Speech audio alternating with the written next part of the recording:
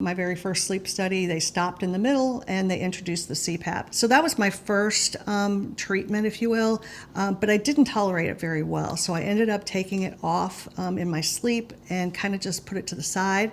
Then after a few years, that's when I sought out the additional treatment, which ended up becoming a surgery, so the UPPP surgery. So having my palate reduced, having my tonsils removed, a lot of other things.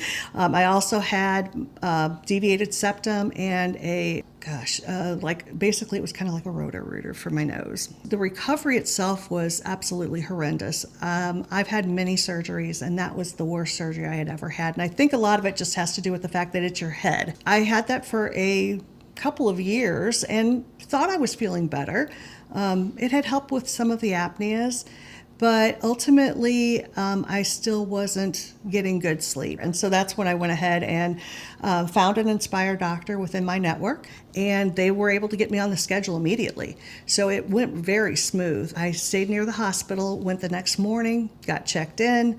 All in all, I was there for maybe a total of 4 hours, and that includes all the pre-op and post-op stuff. I was back home after lunch, and I was home eating normal foods that day. My kids showed up with some flowers and, went to sleep that night. And then by Monday, I was back to work. And I really didn't have any fear of any type of risk of the surgery or anything like that. I knew it was going to be a fairly simple, easy surgery.